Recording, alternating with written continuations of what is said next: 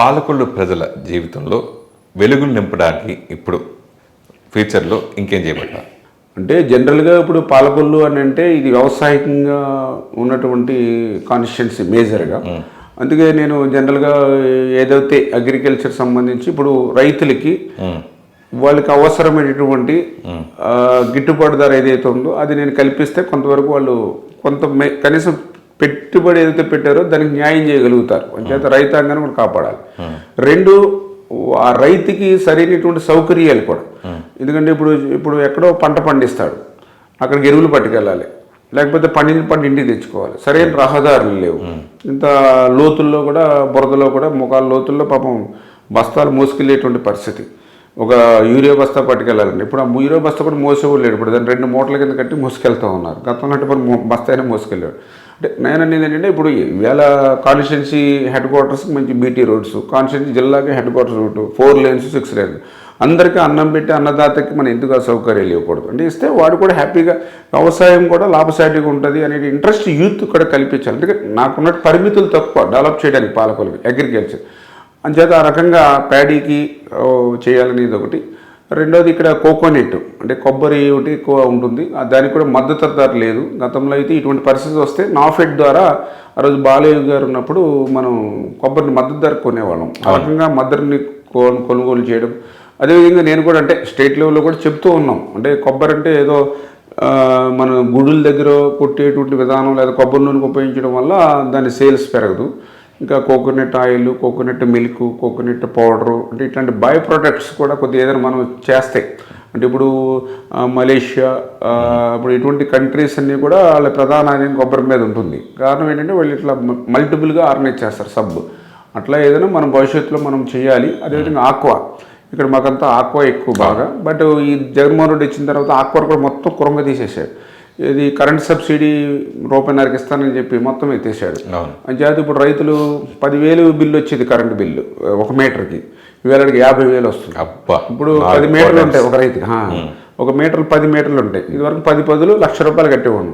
ఇప్పుడు 10,50 5 లక్షలు కట్టాలి. ₹1,00,000 ఎక్కడ, 5 లక్షలు ఎక్కడ, అది కూడా 1 month బిల్ అండి.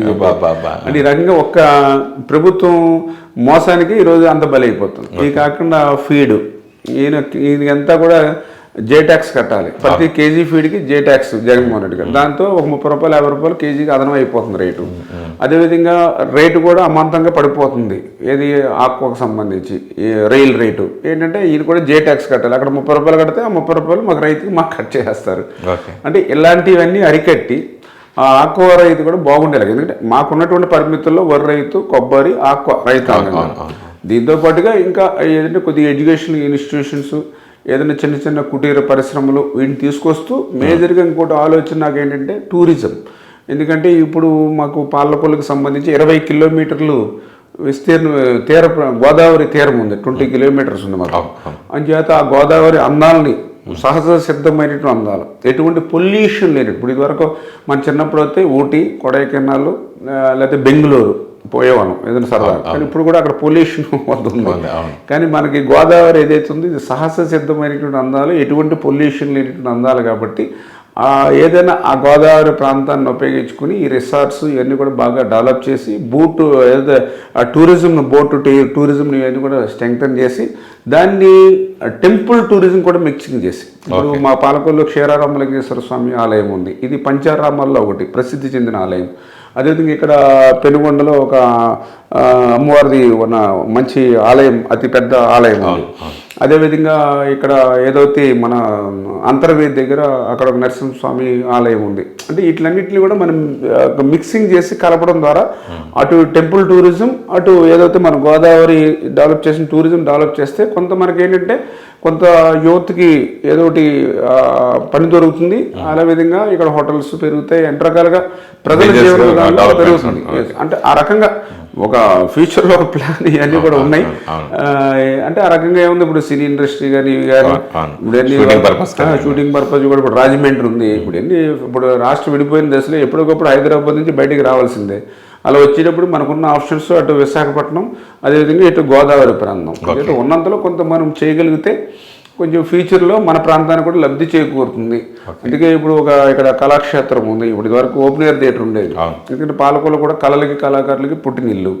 ఎందుకంటే అల్లు రామలింగయ్య, రవిరాజ పినిశెట్టి, దాసరి నారాయణరావు, ఒక కోడి రామకృష్ణ, ఇట్లా ఎంతోమంది మహానుభావులు ఉన్న పుట్టిన ఊరు ఇది అంతా కూడా.